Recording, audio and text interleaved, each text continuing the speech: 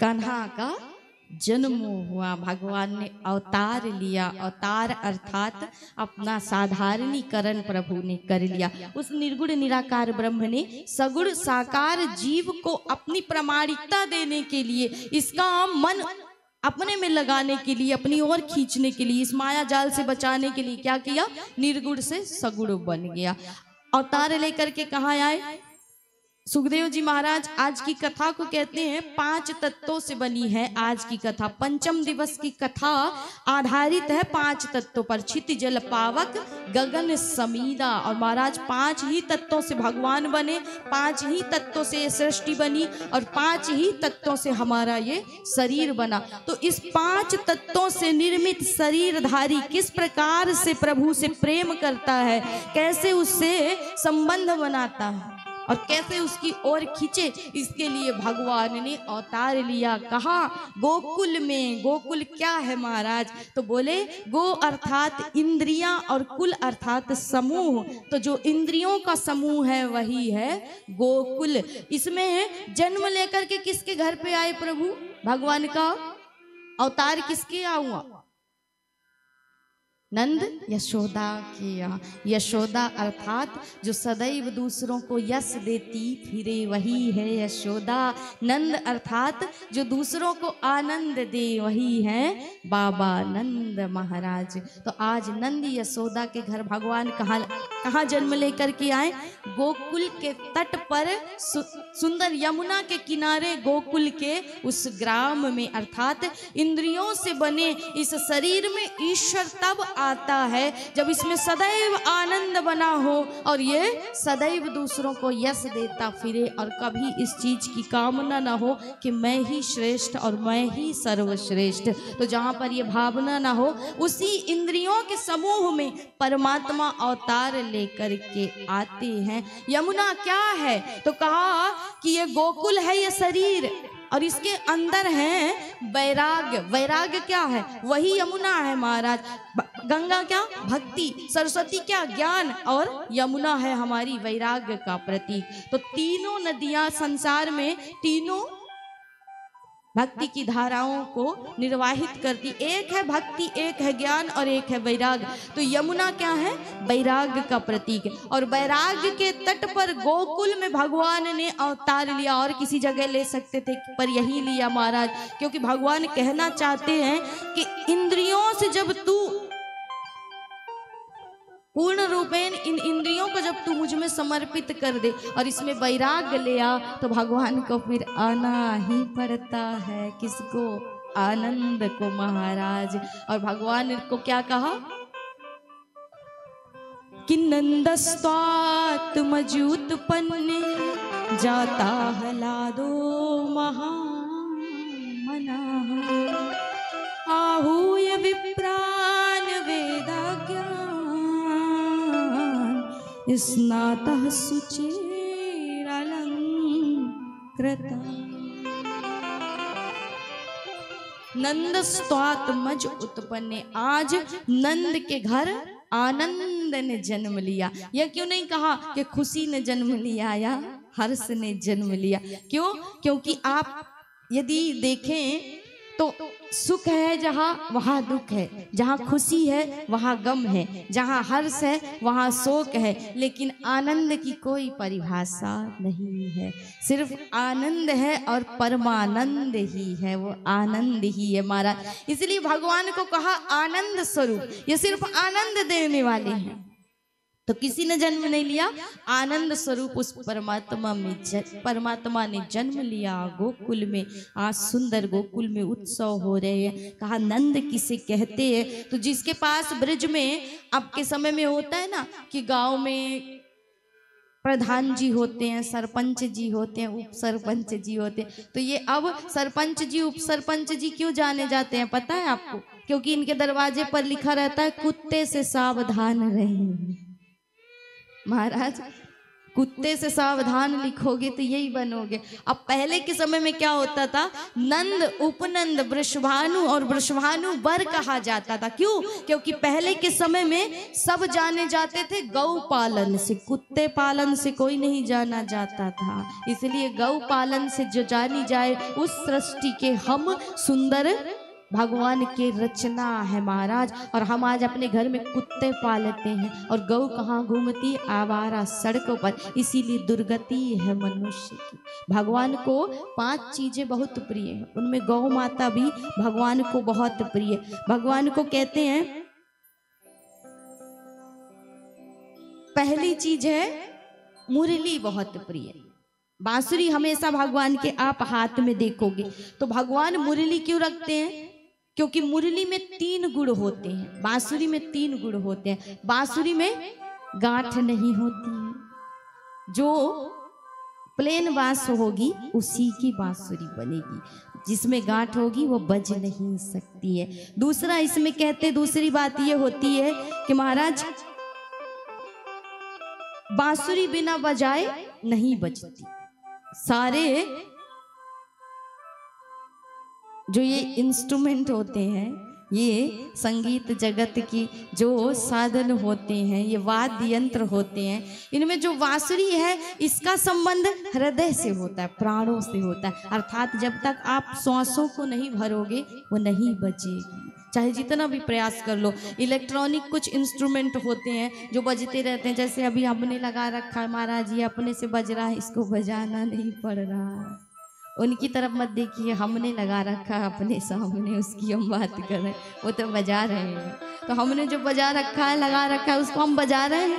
नहीं बजा रहे हैं, पर वो बज रहा है। लेकिन बांसुरी एक ऐसा वाद्य यंत्र है कि इसका संबंध हृदय से होता है। इसको जब तक नहीं बजाओगे ये नहीं बजने वाली, चाहे जितना भी इसमें इलेक्ट्रॉनिक सिस्टम डाल दो महाराज।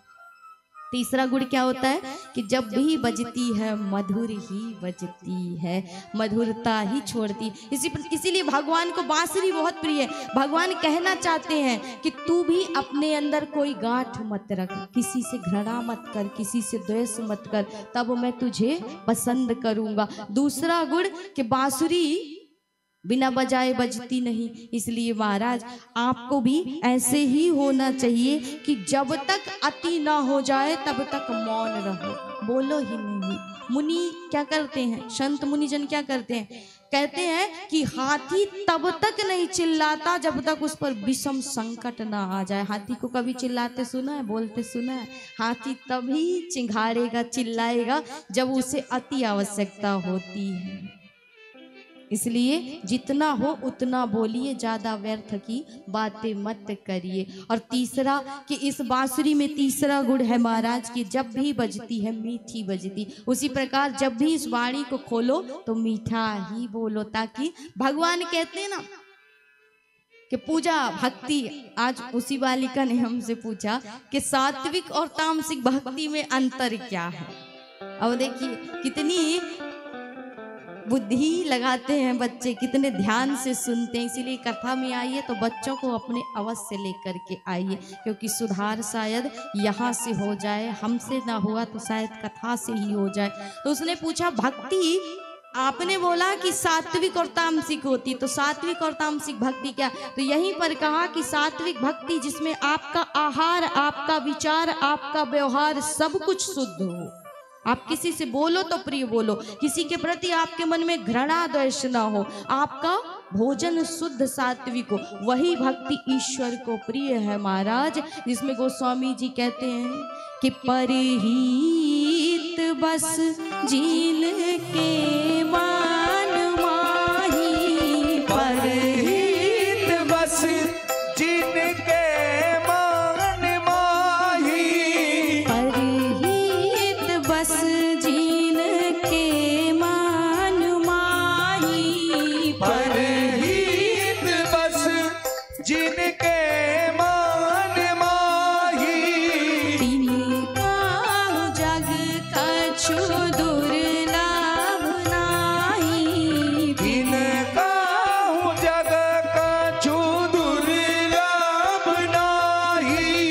श्री राम जय राम जय जय राम।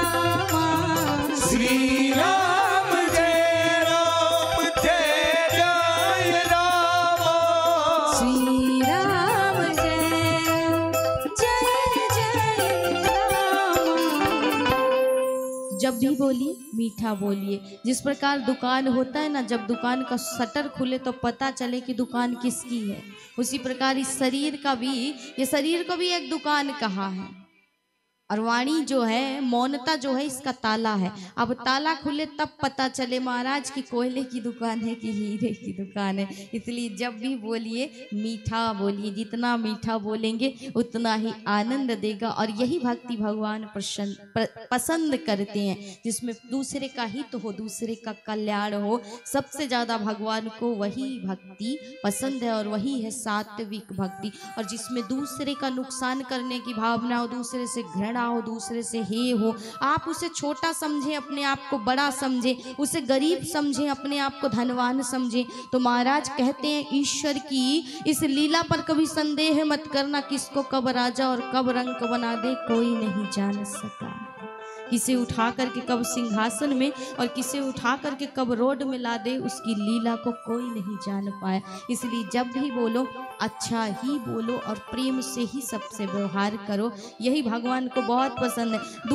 दूसरी चीज भगवान को गौ माता बहुत पसंद है, क्योंकि चाहे आप देखेंगे कि गौ जो है वो हर कार्य में इसके द्वारा जो इसके शरीर से द्रव्य प्रकट होते हैं वो बड़े ही पवित्र माने गए। चाहे वो गौमूत्र हो, चाहे गोबर हो, चाहे दूध हो, चाहे दही हो, चाहे घी हो, हर पूजन में इनका उपयोग किया जाता है। इसलिए गौ माता सबसे पवित्र और श्रेष्ठ मानी गई है कि और माना जाता है कि यदि आपने इनका पान कर लिया तो आपको कोई भी रोग और पाप नहीं सता सकता। जिसने नित्य प्रति भोजन बनाया और भोजन की पहली रोटी गौ के लिए निकाला, उसके अन्नपूर्णा ग्रह में कभी कमी नहीं आ सकती है। जिसने गौ के शरीर पर नित्य प्रति हाथ फेरा, उसके चरणों में प्रणाम किया, उसके जीवन में किसी भी चीज की कमी नहीं हो सकती, किसी भी चीज का अभाव नहीं हो सकता।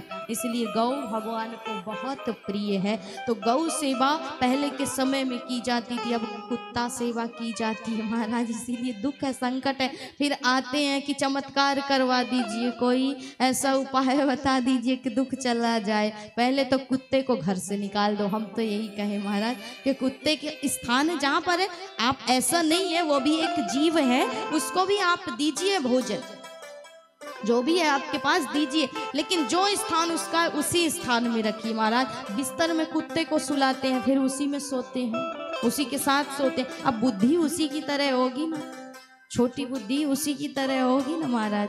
इसलिए गौ सेवा सबसे बड़ी सेवा मानी गई, ईश्वर को अति प्रिय है। और तीसरी चीज भगवान को मोर पंख बड़े प्रिय है। भगवान हमेशा सिर पर मोर पंख लगाते हैं।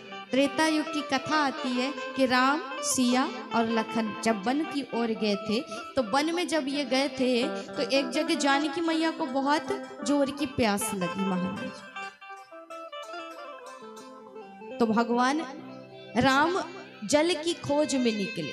एक मोर ने देखा कि भगवान को जल नहीं मिल रहा है, वो मोर नाचने लगा और भगवान के सामने इतना नाचा कि उसके पंख गिरते गए। नाचते नाचते आगे जा रहा, पंख गिरते गए, भगवान को मार्ग बता रहा। और उस मोर ने ही भगवान को मार्ग बताया, जल का सुंदर स्थान बताया, और वहां तक जाते जाते उसने अपने प्राणों को त्याग दिया।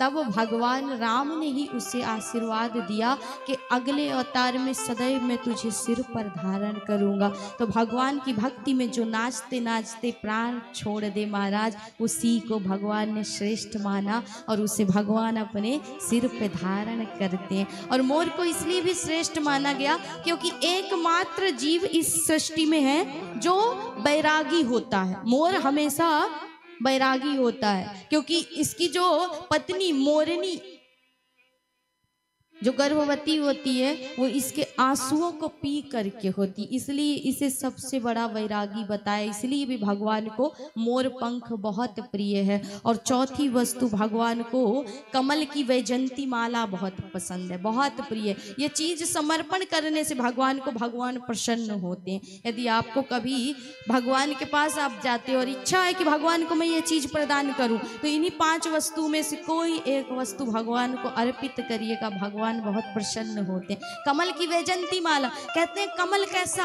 सदैव कीचड़ में ही खिलता है महाराज, लेकिन उसकी सुगंध जगत को भाती है। और साक्षात लक्ष्मी भी जिस पर कमल में निवास करती है। उसी प्रकार हमारा जीवन भी है कि आपके पास चाहे कितना भी अवगुण हो, कोई आपको कितना भी बुरा बोले, कोई कितना भी कुछ कहे, लेकिन हमेशा प्रसन्न रहो, कमल की भांति खिले रहो, तो ईश्वर उसी में निवास करेंगे जब हृदय आपका निर्मल होगा। इसलिए भगवान को कमल की माला बहुत प्रिय है। और पांचवी चीज है माखन मिश्री।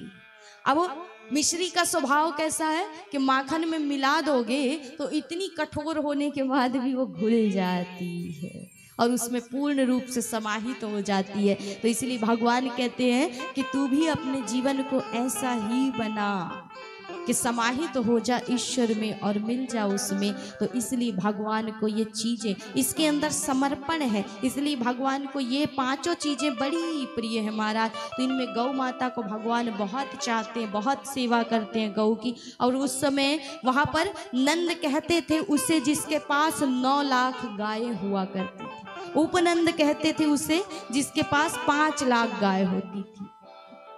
वृषभानु एक उपाधि थी, जिसके पास 10 लाख गाय होती थी उसे वृषभानु कहते, और जिसके पास 50 लाख गाय होती थी उसे वृषभानु वर कहा जाता था, अर्थात सबसे अमीर आदमी माना जाता था महाराज। आजकल तो अकाउंट में जिसके करोड़ हो वही अंबानी है, वहाँ की तो सवरे महाराज, कहना ही क्या। इसलिए पहले गऊ से लोग जाने जाते थे, अब तो पहले लिखा जाता था ना दीवालों में कि अतिथि देवो भव, अब लिखते हैं कुत्तों से सावधान रहिए हमारे महाराज। संसार की बड़ी विचित्र विडंबना है। इसलिए आज भगवान ने सुंदर अवतार लिया, नंद बाबा की यहाँ सुंदर नंदोत्सव मनाया जा रहा है, उत्सव आनंद मनाया जा रहा है। और बड़े बड़े देवज्ञ वेदज्ञ विद्वानों को बुला करके भगवान का जाति कर्म संस्कार कराया नंद महाराज ने। प्रसन्नता में आ करके नंद महाराज ने आज कितना लुटाया, आपने कितना लुटाया था? 10 रुपए, 20 रुपए, 50 रुपए, कितना लुटाया? कितना लुटाया था? सच सच बता देना, झूठ मत बोलना। अरे अब तो बोल लो महाराज। देखिए नंद बाबा ने कितना लुटाया आपको पता है? 2 लाख गायों का दान कर दिया।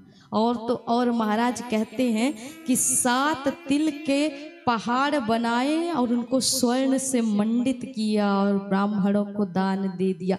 जितना नंद बाबा लुटा रहे हैं उतना ही आज भरता जा रहा है, क्योंकि आंगन में स्वयं आज नारायण आए हैं तो लक्ष्मी तो विराजमान ही है महाराज। जितना लुटाए उतना ही भरता जाए।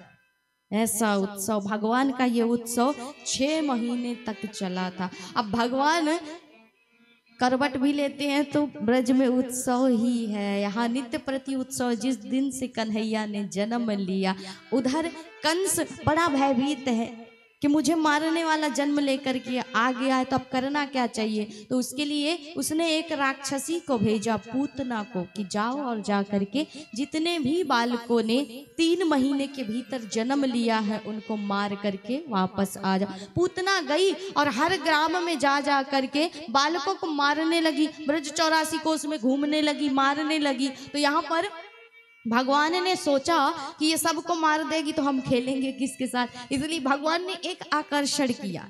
इनका नाम कृष्ण इसीलिए है, इनमें एक आकर्षण है। इन्होंने आकर्षित किया और पूतना को बुलाया कि आ हमारी तरफ, हम ही तेरा कल्याण करेंगे। तो यहाँ पर पूतना सुंदर श्रृंगार करके आती है महाराज। आज कन्हैया का उत्सव मनाया जा रहा है, जन्मोत्सव मनाया जा रहा है। 7वां दिन था कन्हैया का, जिस दिन पूतना आई है उनको मारने के लिए। कहते हैं कि भगवान, पूतना क्या है? पूतना है आसक्ति। जो पूतना राक्षसी है वो है आसक्ति का रूप महाराज, और आसक्ति को काटने के लिए 7 दिन ही ठीक है, और 7वें दिन ही भगवान ने उसे मारा। भगवान के जन्म का आज 7वां दिन था। पूतना जब मारने के लिए आई, अपने दोनों स्तनों पर जहर लगा करके आई और बालकों को मारने लगी, तो कन्हैया ने अपनी ओर खींचा। आज सुंदर उत्सव मना रहे थे लोग बाल कृष्ण लाल के जन्म का। पूतना अब चूंकि जितना भी श्रृंगार बदले, लेकिन है तो राक्षसी, तो बड़ी लंबी चौड़ी विशाल सी दिख रही। लोग आपस में चर्चा कर रहे हैं कि भैया जे कौन आई है, बड़ा सुंदर श्रृंगार है, कहाँ ते आई है? बोले मोह को कहा पता होगी, यशोदा मैया की नंदरानी की कोई शकी। नंदरानी वहीं पर पलने के पास बैठी हुई थी। पूतना आई, आकर के मैया के पास खड़ी हो गई। मैया ने देखा और कहा कि कहो सखी कहाँ से आई? बोले नंदरानी आई कहाँ थे, मैंने सुनी कि तैने लाला जायो है, सो ही आकू आशीर्वाद देवे के ताई आ गई। तो मेरो लाला थोड़े ना है, ये तो सबरिन को लाला है। तू आशीर्वाद देवे या को प्यार कर, मैं आ रही अतिथि सत्कार करके। अब जो जिसके घर में उत्सव हो महाराज, जो कथा करवाए वो कथा सुन कहाँ पाए। फिर भी यहाँ तो आप लोग सुन रहे हो, नहीं तो ऐसे ऐसे लोग देखे हमने कि कथा तो करवा लेते हैं, सुन नहीं पाते। क्यों? क्योंकि जो आयोजक होता है उसके ऊपर इतनी जिम्मेदारियां होती हैं कि वो व्यस्त ही रह जाते हैं, इसलिए सुन ही नहीं पाते। तो यहाँ पर बाल कृष्ण लाल का भी जन्म हुआ, तो मैया तो अतिथि सत्कार करने में ही लगी है। पूतना को वहीं पर बिठाया और चली गई। पूतना ने अवसर देखा कि सब नाचने गाने में लगे, तो यही मौका सबसे अच्छा, अब काम करना चाहिए महाराज। बालक को उठाया, बाल कृष्ण लाल को गोद में लिया और गोद में लेकर के दुग्ध पान कराने लगी। सोचा 2-4 मिनट में 2-4 घूंट पिएगा मर जाएगा, लेकिन यहाँ तो उल्टा है गया महाराज। 5 मिनट है गए, 10 मिनट है गए, भगवान भी आनंद ले रहे हैं और पान किए जाए। 20 मिनट हुआ तो प्राणों को खींचना प्रभु ने आरंभ किया। पूतना चिल्लाने लगी कि छोड़ दे छोड़ दे, लेकिन कहते हैं भगवान ने कहा कि हम पे तो पकड़वे ही आवे, छोड़वे ना आवे। जाको एक बार पकड़ ली ना, वहाँ के बाद कबहू वहाँ को पीछा न छोड़े महाराज। तो एक बार यदि हम किसी से लिपट गए ना, तो भूत भी इतना नहीं लिपटता महाराज जितना हम लिपट जाते हैं। जिसको एक बार हमारे नाम का नशा चढ़ा, उसको फिर उतर नहीं पाया। तो अब तो हम नहीं छोड़ने वाले। भगवान ने पूतना के प्राणों का आकर्षण किया। पूतना गिर पड़ी, वहीं पर उसके प्राण पखेरु उड़ गए। विकराल स्वरूप जब गिरी है तो 18 किलोमीटर का उसका शरीर था, इतनी विकराल थी महाराज। राक्षसी रूप में आ गई, पड़ा हुआ है वो विशाल स्वरूप। सब लोगों ने शोर सुना, दौड़ करके आए तो देखा विकराल एक राक्षसी पड़ी हुई है और उसके ऊपर सुंदर नील वर्ण के कन्हैया खेल रहे हैं महाराज। अब यहाँ पर कहते हैं यशोदा मैया भी जब आई, ये बात सुन करके, शोर सुन करके निकल करके बाहर आई, तो यशोदा मैया को ये नहीं लग रहा कि मेरा लाला कहाँ। मैया एक टकटकी लगा करके देख रही हैं। क्यों? क्योंकि उस समय भगवान की छवि बड़ी प्यारी थी। पूतना का काला काला विकराल स्वरूप, और उसमें नीले नीले छोटे से घुंघराले केस, छोटी सी पीताम्बरी पहने बाल कृष्ण लाल सोए हुए थे। तो एक बार यशोदा मैया भी देख करके देखती रह गई, सोच रही कितना सुंदर है मेरा लाला, कितना सुंदर लग रहा है मेरा लाला। अब यशोदा मैया को हिलाती हैं गोपियां और कहती हैं कि मैया तो कितनी बावरी, तो किसी को भी लाला को दे देती। यदि आज कुछ हो जाता तो फिर बाल कृष्ण लाल को नीचे उतारा, उनका सुंदर राइन उतार रहे हैं। यही प्रेम है महाराज ब्रिज का। हृदय से भर रही हैं, बार बार गौ के पूंछ से झाड़ा दे रही हैं कि मेरे लाला को नजर तो नहीं लग गई, नजर उतार रही हैं, अंक में भर रही हैं। अब पूतना के शरीर को काट काट करके चिता पर लिटाया गया, अग्नि दी गई। तो राजा ने यहाँ पर सुंदर दिव्य सुगंधी ब्रज में निकल पड़ी। तो बोले महाराज राक्षसी मरी और सुगंधी निकली, दुर्गंध नहीं निकला। बोले जिसका स्पर्श एक बार ईश्वर ने कर लिया, क्या फिर वो राक्षसी होगा? और जिसे एक बार भगवान ने छू लिया, वो तो फिर उसके शरीर से सुगंध ही निकलेगा महाराज। पूतना कौन है? बोले वही पिछले जन्म में बलि महाराज की कन्या थी। जब भगवान को देखा तो इनके मन में विचार आया कि कितना सुंदर वामन स्वरूप है, इसे मैं गोद में खिलाती तो आनंद आ जाता। भगवान ने कहा तुम्हारी इच्छा पूरी कर देंगे। अब जब भगवान ने विराट रूप लिया तो इसने देखा और देख करके कहा कि महाराज ऐसे छलिया को तो मार देना चाहिए जहर दे करके। तो भगवान ने कहा तुम्हारी दोनों इच्छाएं एक साथ पूरी करेंगे। तो आज वही बलि महाराज की कन्या ही पूतना के रूप में जन्म लेकर के आई है। और जब भगवान को मारने आई तो भगवान ने दोनों इच्छाएं पूरी कर दी।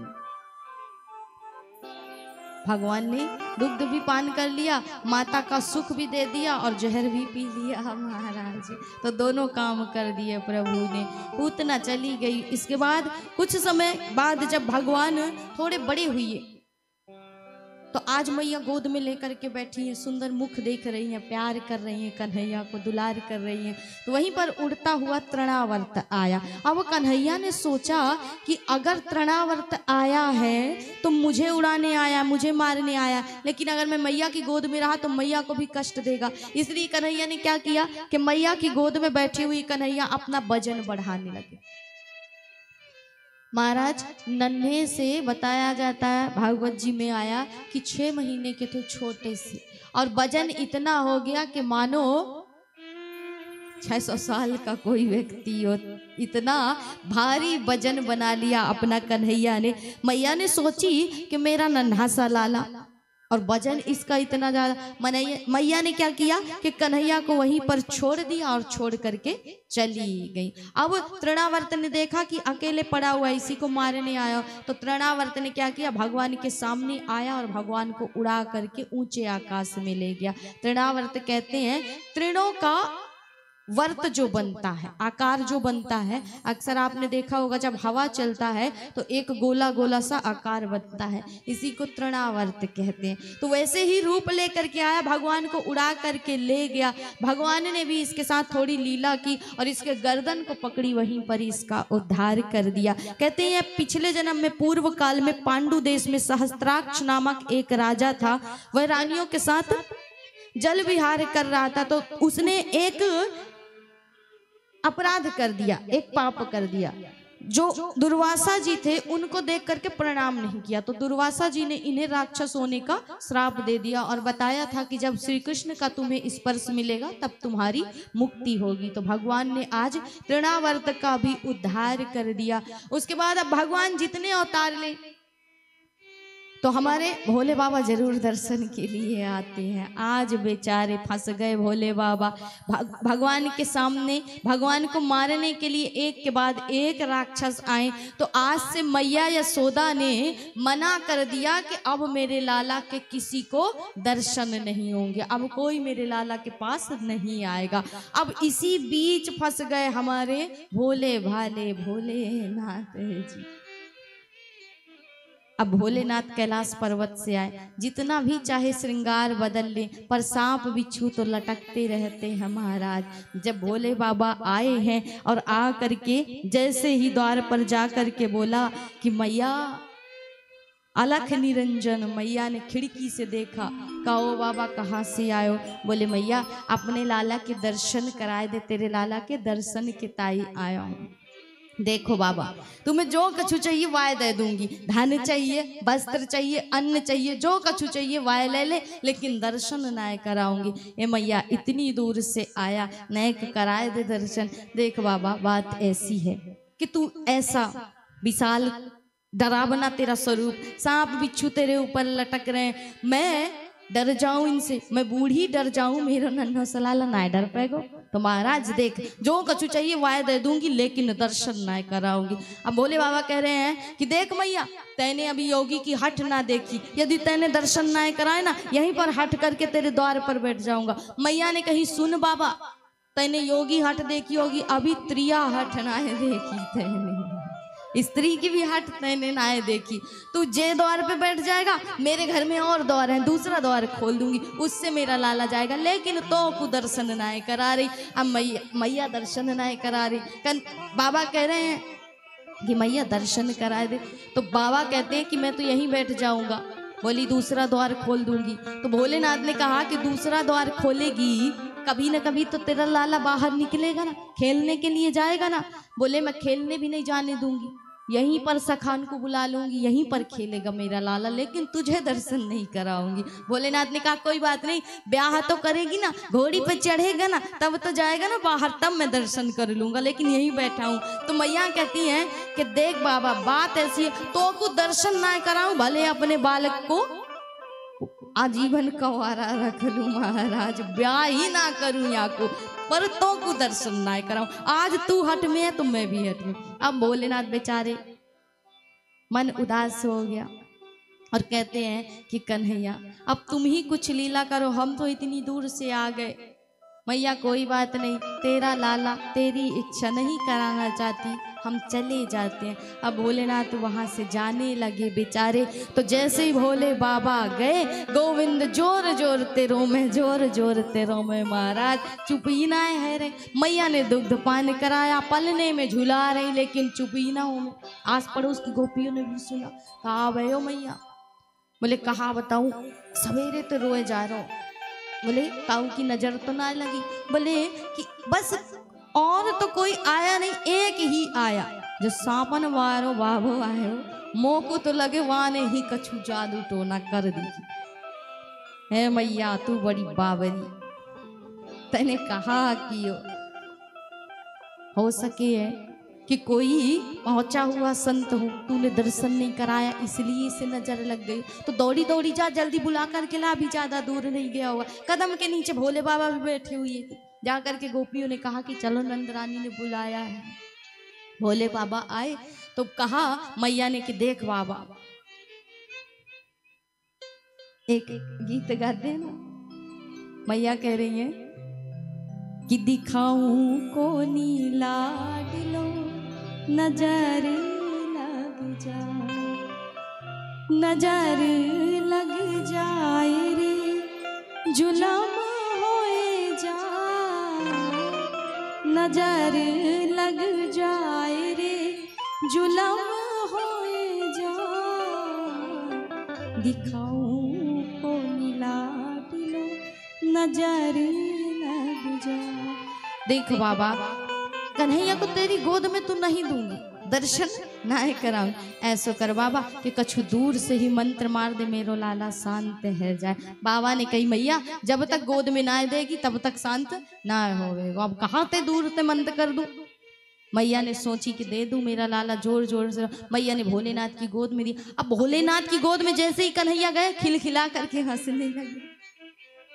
मैया बड़ी खुश है। मैया ने ले लिया कन्हैया को, कन्हैया फिर रोने लग गए महाराज। अब भोलेनाथ के पास जाए तो हंसे और मैया के पास आए तो रोए। अब मैया भी सोचे कि जे कहा लीला, बोले बाबा ऐसो कछु कर दे कि मेरी भी गोद में आए करके शांत है जाए। तो आके ताई मैया एक काम कर कि अपने घर में मेरे ताई एक मंदिर बनवाए दे, और जब अपने लाला को स्नान कराइयो ना तो वाके स्नान को जल मेरे ऊपर ते ही हो करके निकसे, बस इतनी व्यवस्था कर दे। तो मैया ने प्रसन्न हो करके भोलेनाथ की निमित्त एक मंदिर घर में बनाया, वही कहलाए हमारे नंदेश्वर महादेव। और ब्रिज में आज भी आप जाओगे गोकुल तो उनके दर्शन मिलते हैं। आज भी गोकुल में आपको वही नंदेश्वर महादेव का मंदिर भगवान के उस महल में मिलेगा महाराज। महादेवा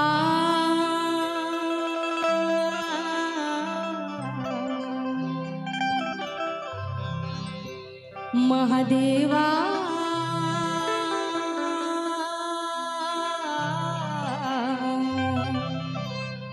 ओम नमः शिवाय शंभो, ओम नमः शिवाय, ओम नमः शिवाय शंभो, ओम नमः शिवाय। महादेवा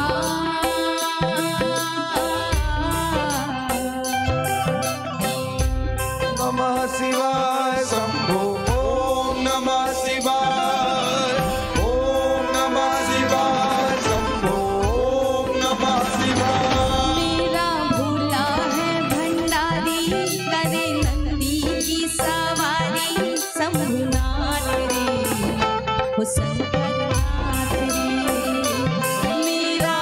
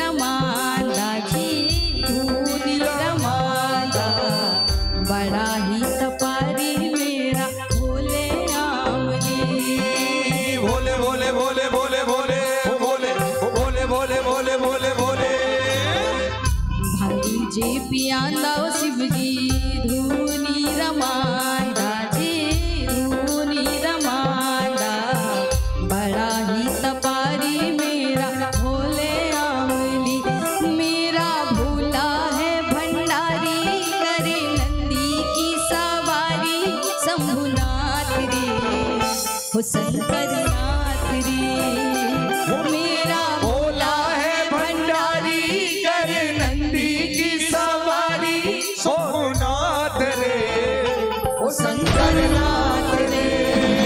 वो गौरा भांग रगड़ के बोली, तेरे साथ में भूतों की टोली, मेरे नाथ रे हो शंकर नाथ रे। वो गौरा भांग रगड़ के बोली, तेरे साथ है भूतों की टोली, मेरे नाथ रे ओ शंकर नाथ रे। महादेवा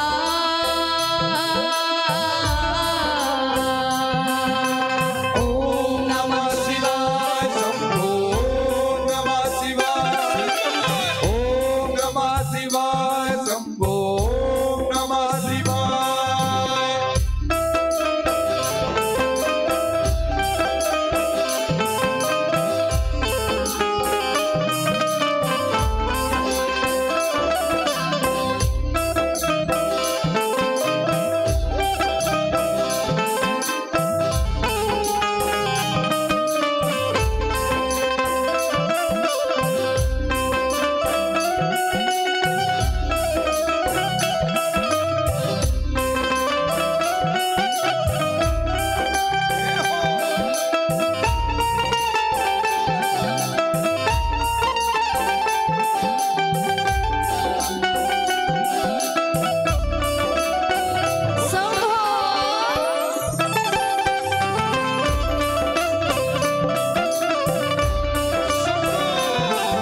बम बम भोले।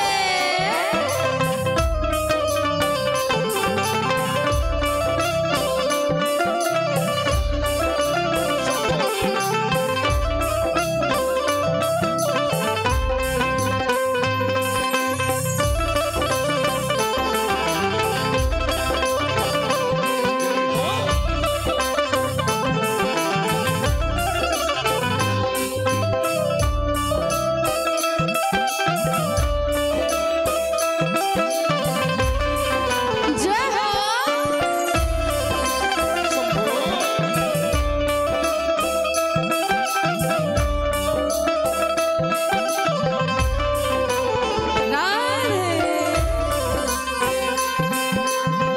सब दालत वाला शिव जी डमरुआ वाला जी डमरुआ वाला, ऊपर कैलाश रहना भोलेनाथ जी।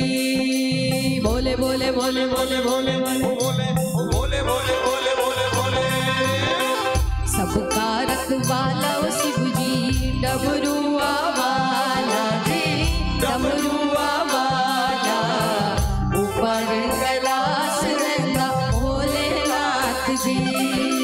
सर से तेरे बहती गंगा, काम मेरा हो जाता चंगा, नाम तेरा जब लेता महादेवा।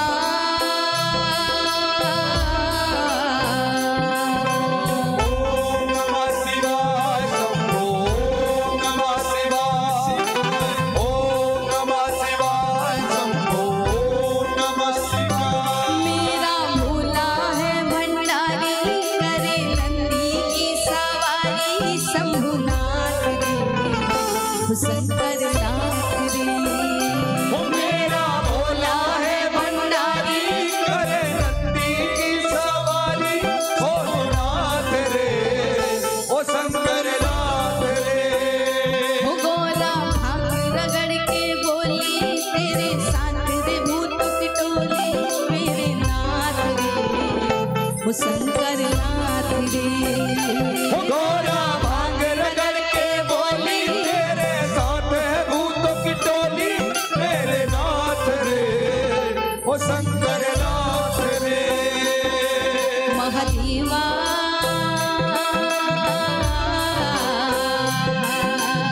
ओम नमः शिवाय